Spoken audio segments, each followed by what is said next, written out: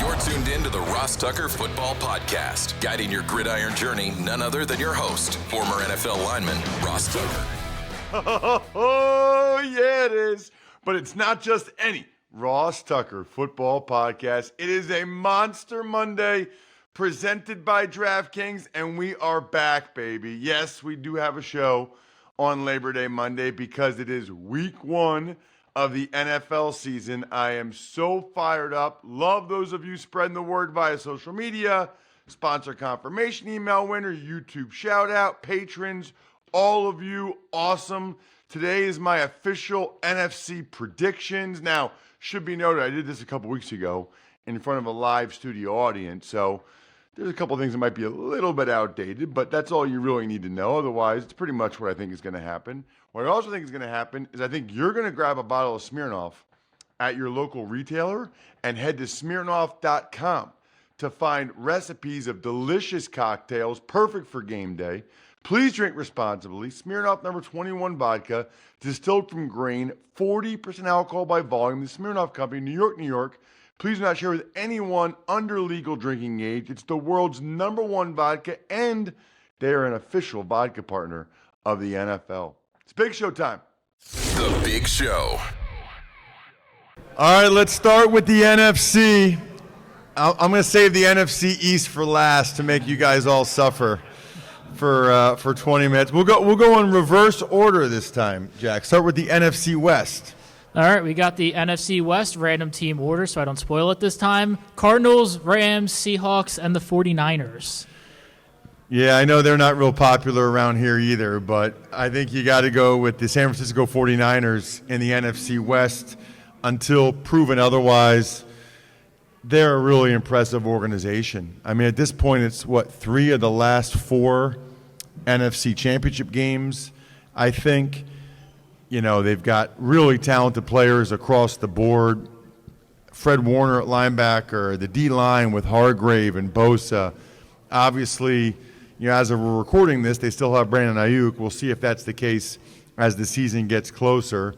And I'm a big Brock Purdy fan. I think people believe that a lot of quarterbacks can do what Brock Purdy and Tua Tagovailoa can do. I think if their coaches thought that way, there'd be other people doing it. It's a lot harder to throw the ball exactly where it's supposed to go, when it's supposed to be there, very consistently than I think people realize. People just want, you know, a Patrick Mahomes or Lamar Jackson or a Josh Allen 80-yard bomb. There's more to the sport than just those things. So I'll say the 49ers end the season at 12-5, which is about as high as I'll go for a regular season record, but they got a really good team.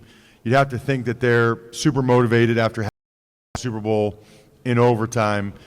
And I just don't see them having much of a drop-off, if any, unless there's health issues. So 49ers 12-5.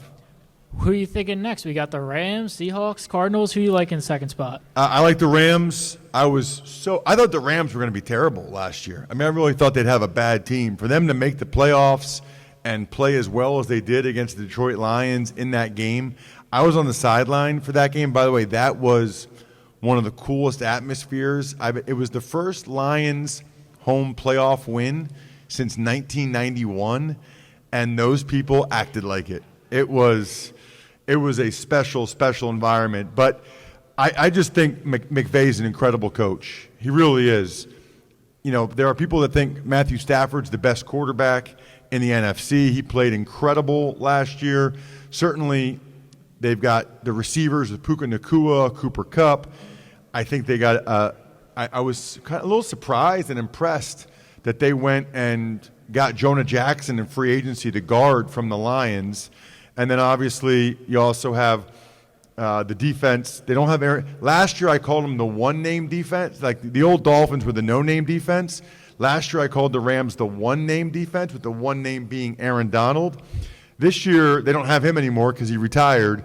But they do have several young guys that played really well last year. Their GM, Les Snead, does an awesome job of drafting. I mean, they had a couple D linemen that were in the top 10 for Defensive Rookie of the Year. So I like the Rams to go 10-7.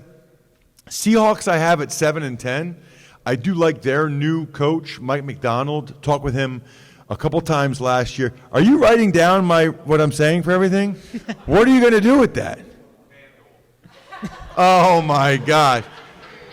I hope you did not. I hope that did not get picked up. If that got picked up in the audio, he said DraftKings, using the code Ross at DraftKings is what I believe he said. So I do like their coach quite a bit, Mike McDonald. He was the Ravens D coordinator last year. Geno Smith solid. They have some good receivers. I guess their offensive line was one of the worst ranked that I had in the NFL. They just signed Connor Williams to try to improve that. Defensively, I think they're just kind of okay. I don't think they're as good on the defensive line as you need to be. I think Devin Witherspoon, their nickel corner they took in the top 5 last year, is a star. I've got the Seahawks 7-10.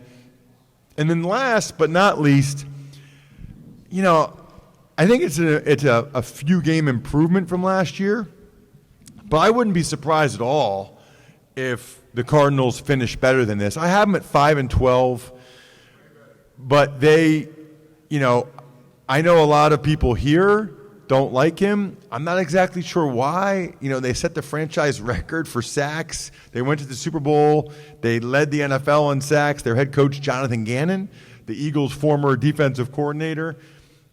And I'll be calling their first game. I mentioned this on the AFC podcast. Arizona Cardinals at the Buffalo Bills. Bills home opener on CBS. Really looking forward to that. I've got the Cardinals 5-12. All right, we'll move on to the NFC North. They've got the Bears, the Packers, the Vikings, and the Lions.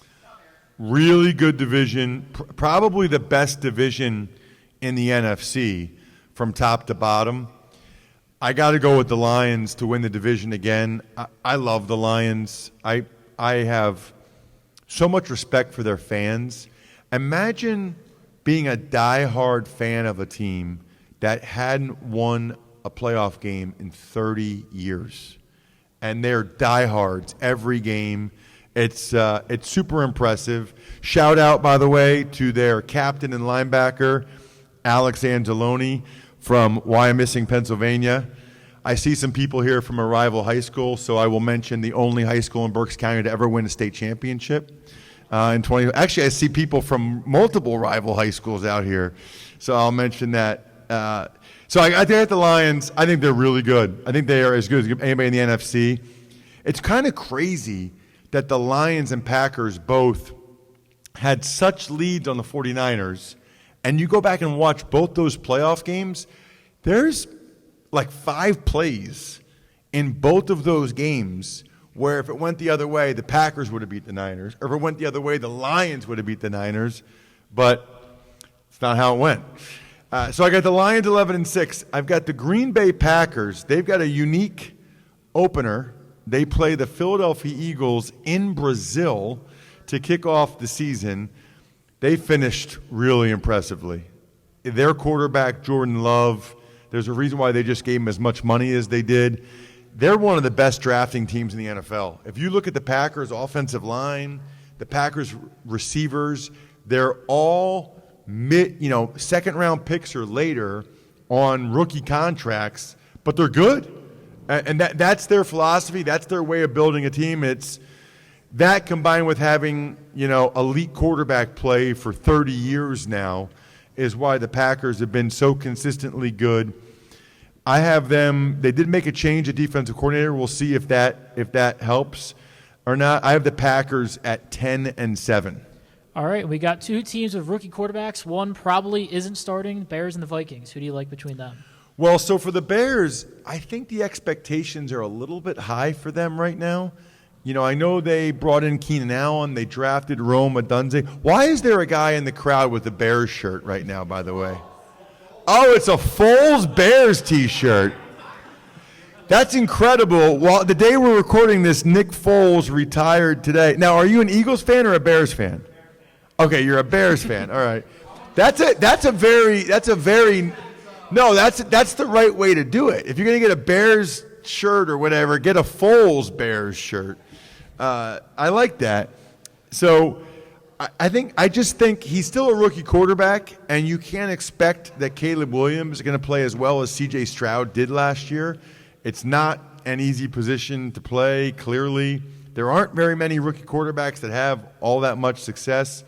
So we'll see, and it's a tough division. I still think as good as the Bears might be this year, I'm not going to put them ahead of the Lions or the Packers. So it's not very often if you're third in your division, you have a winning record or you make the playoffs. So I'll go with the Chicago Bears 8-9. And for the Minnesota Vikings, that's for people that actually listen to the show, by the way. All of you should. And you should follow me on social media at Ross Tucker NFL. It'll change your lives. So I'll go, I'll say the Vikings are 6-11. They're another team where I feel like at some point this season they're going to switch to their rookie quarterback, and I'm not sure how well that's going to go. You know, they start with Sam Darnold, but after a few games, unless they're in the thick of the playoff race and really winning games, I think they'll transition to J.J. McCarthy. I think he'll have a learning year for them. So I got the Vikings at 6-11. All right, we got what is probably the most wide open division in football, the NFC South. Falcons, Saints, Bucks, and Panthers. You caught yourself and made one change, right? No, I didn't. I went one wide. I had a method. Okay. All right, you have a method. All right. So I've got two teams at 9-8. Let's be honest, I don't think it's a very good division. It wasn't last year. I think it'll be a little bit better this year. The Falcons probably had the worst quarterback play in the NFL over the last 2 years, maybe the last 3 years, which, man, Arthur Smith, a friend of mine who was their head coach, again, if you're going to be a head coach, it's tough to go somewhere and have bottom 5 quarterback play the whole time. So I've got the Falcons at 9-8 because I just think getting an above-average quarterback like Kirk Cousins will get them to 9-8. I've got the Tampa Bay Bucks at 9-8 as well. They really surprised me last year. The first year without Brady, I thought they were going to be horrendous. Kudos to Baker Mayfield, Todd Bowles, their GM Jason Light for winning that division, winning a playoff game, which we don't want to talk about. That was painful to watch for 95% of the people in this room right now. But I've got the Bucks at 9-8 as well. All right, what do you think about the other two teams, Carolina Panthers, New Orleans Saints? So the Saints have some really good players still. You know, Chris Olave, Alvin Kamara, but I think they've got one of the worst offensive lines in the league. Ryan Ramczyk is out for the season already, their right tackle. They're going to put a young man in there, Trevor Penning, who really struggled last year. They got maybe 2 or 3 other question marks on the offensive line. You could certainly say left guard and left tackle are still up for debate. I'm not sure the defense will play at the same level. They're kind of a year older now at a lot of positions. Demario Davis and Marshawn Lattimore, Cam Jordan. So I've got the Saints coming in at 6-11, which is probably bad enough that their head coach Dennis Allen would get fired and they would look for a new quarterback and move on from Derek Carr. Sorry, guys. So why do you have the Carolina Panthers as your last team in the NFC South? Because they were fortunate to even win 2 games last year. I think they'll win more than that this year. I think they just can't be that bad as they were last year again. I got the Panthers at 5-12. They got 2 new guards. So the deal is they have a very small quarterback. If Bryce Young walked in here, you would be surprised with how little he is, how slender. He does not look like a football player. And so the thought is you need to protect him in the middle. So they paid a right guard a 5-year, $100 million contract, $20 million a year to play right guard. It would have been really cool if I had been a little bit better. Really, really cool. But you know what? I was good enough that you guys showed up tonight, so I'll take it. So thank you. All right, so I got the Panthers. I got the Panthers ultimately at 5-12. All right, and last but not least, we've got the NFC East. A couple teams named the Giants, the Commanders, the Cowboys, and some team called the Eagles. NFC East. We'll probably spend a little bit more time on this one. for obvious reasons. You know, this is about as confident as I think I've been in the Eagles to win the division in a while. And I'm not. That's not pandering to the crowd. I'm just telling you right now, I'm not picking them to win the Super Bowl like I did last year. So don't get too excited yet. But I think the Cowboys are taking a step back. You know, the Eagles, and that'll get crowd too. So let's start with the Eagles, right? I still wonder. Nice. Who's doing that? Where is that? Oh, nice. I thought that was my mom for a second doing that. I was like, all right, go for it, Mom. So I still wonder if the Eagles coordinators last year were Shane Steichen and Jonathan Gannon, or even if they were Kellen Moore and Vic Fangio, do they really lose 5 out of their last 6? Do they really play that poorly? I have a tough time picturing that happening. I think Matt Patricia, who I like personally, really put them at a schematic disadvantage down the stretch. And then offensively, they had no answer for picking up blitzes. That's not going to happen with Kellen Moore. It's not going to happen with Vic Fangio. I think the Eagles made a huge upgrade at both coordinator positions, and I think both coordinator positions, those are really, really important. I mean, there's a reason why those guys make a lot of money. You know, I don't know how many of you guys play video games and how into video games you are, but, you know, they're the ones with the controllers in their hand. You know, they're the ones with the sticks, like calling the plays. And so I think that's gigantic. I will say this. I think from being at training camp a couple days and being out there in the spring I didn't think the Eagles' offense looked that good. And then in training camp, it's looked so much better. I mean, Hurts is getting rid of the ball quickly. The offense really looks good. You know, the question marks that will hopefully be determined over these 3 preseason games are kind of who will be the number 3 receiver. They've got a bunch of guys in that role right now, and then who's going to end up being the starting right guard. But everything else on offense, I feel really, really good about. Defensively is a little bit more up in the air, but they still have, you know, a bunch of guys. I mean, they've got 5 edge rushers that I'm excited to watch play. They've got at least 3 D linemen, and the way I've seen Moro Ajama in training camp, they might have a 4th D tackle on their hands that can really make some plays for them. So I've got the Eagles 11-6, winning that division. Wouldn't be surprised if they're 12-5, 13-4, but yeah, I'm always going to err on the side of lowering the expectations, and because they do have a tough schedule. The Cowboys, I think I'm kind of giving them the benefit of the doubt here, making the Cowboys 10-7. I have no idea what they're doing. I really don't. They make by far the most money. They could easily pay these guys huge signing bonuses and prorate it out over the life of the contract. As we sit here to have contract issues with their 3 most important players, quarterback Dak Prescott, wide receiver CeeDee Lamb, edge rusher Micah Parsons, it doesn't really make any sense to me whatsoever. I don't get it, but that's where they're at. You know, I will say this, and this got a lot of attention on social media recently. The Cowboys were the only team of the 5 I played for that they payroll deducted for lunch. I'm not kidding. I went from Washington to Dallas. My first paycheck comes in. I see minus $150, and I can't remember how they phrased it. So I went to the money guy, and I was like, what's this $150 payroll deduction? And they said, oh, that's for lunch. And they were feeding us, it was like fried chicken and mashed potatoes loaded with gravy. He's like, but you're, I was making the second year minimum at the time, which was $300,000.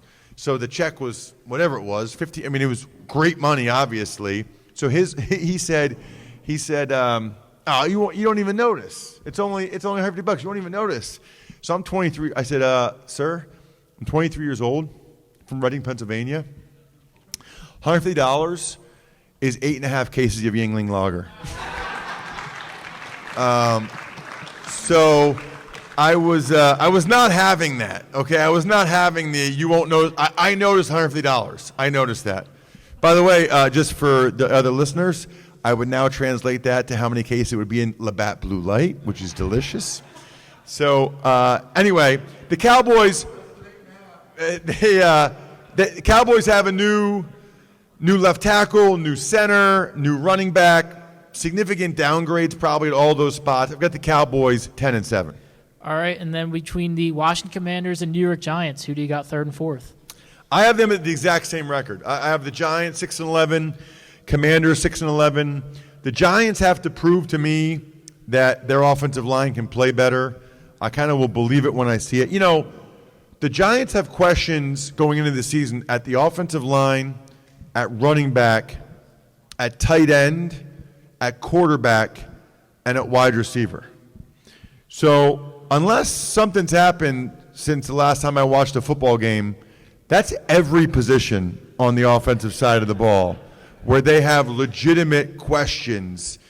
And some of those will be answered in the affirmative. Malik Neighbors looks great in training camp.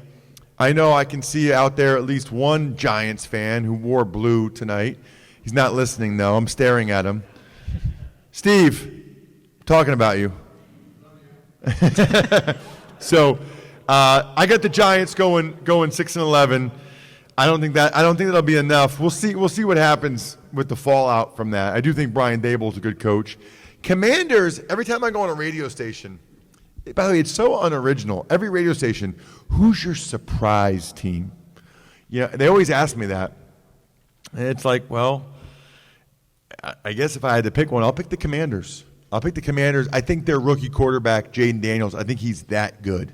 There's a reason why he won the Heisman. He was unbelievable last year. He's fast as lightning. They have good receivers. So I could see him. I'm not going to say he's going to play as well as C.J. Stroud, but I could see him having a pretty good season. So to wrap up the NFC East, Eagles 11-6, Cowboys 10-7, Giants 6-11, Commanders 6-11. In terms of the playoffs, the division champs, Eagles, Lions, Falcons, Niners, wild card, the Rams, Cowboys, and Packers. I have the AFC champion, the Chiefs, the NFC champion, the Lions. And remember, when I make predictions, it's based on where I would put my money if I had to. Like, I'm giving you predictions. We got my buddy over here writing down his notes for DraftKings using code Ross. And so if I'm going to give you predictions on my show, it's going to be how I honestly feel. And if I had to bet on it, how I would bet on it. Super Bowl champion. This probably won't happen because it's never happened before. But if I had to pick one team to win the Super Bowl right now, I'm picking the Kansas City Chiefs. Tux Takes. All right, those are my predictions. Now you got them. Now you can go ahead and go to westshorehome.com/Ross and tell me what you think of them. Oh, no, actually, just go there and get the best bath remodel of your life in 2 or 3 days, or the most incredible entry door, which we have. I'm getting another one. I'm getting another door ASAP because I need it and because our front door now looks amazing. You guys can get free installation with 48 months, 0% interest, plus an extra $500 off. Just visit westshorehome.com/Ross to redeem. That's westshorehome.com/Ross. You'll be so happy after you do that. You'll be drinking some Labatt Blue Lights with your friends and living life to the power of we. Always enjoy responsibly. Beer, Labatt USA, Buffalo, New York. Here's the big news, I would say, since what happened since last Thursday's show. Niners, right? Brandon Ayuk got his huge contract, and first-round pick Ricky Pearsall was shot. Attempted robbery over the weekend. Incredibly scary situation. Sounds like he's going to be okay, which is a miracle. The Patriots named Jacoby Brissett starting quarterback, which, whatever. That's not for long. Browns cut Tyler Huntley. He signed with the Ravens. Vikings cut Jaron Hall to pick up Brett Rippon. Dolphins head coach Mike McDaniel. Chargers kicker Cameron Dicker. Both got new contracts. Over the weekend, Eagles claimed Byron Young off of waivers. And those are the major things. It wasn't a huge weekend for news. It's week 1, everybody. I think we're done here. Thanks for tuning in to the Ross Tucker Football Podcast. Make sure to also check out Even Money, Fantasy Feast, and College Draft, all on the DraftKings Network on Samsung TV Plus, YouTube, or subscribe to the podcast on your favorite platform. Shout out myfrontpagestory.com. It is wedding season, which means it's anniversary season. And yeah, it's football season. So you might as well get one of these for a loved one. Tell them how much you appreciate your addiction to the sport of football and that they allow you to listen to this guy named Ross Tucker and his annoying voice every day. myfrontpagestory.com, backofficeschedule.com, humanheadnyc.com, Sporticulture, and the incredible Pizza Boy Brewing. I will be there Monday night, a week from today, September 9th. Would love to meet as many of you as possible if any of you are in central Pennsylvania. Pizza Boy Brewing. Going to be amazing.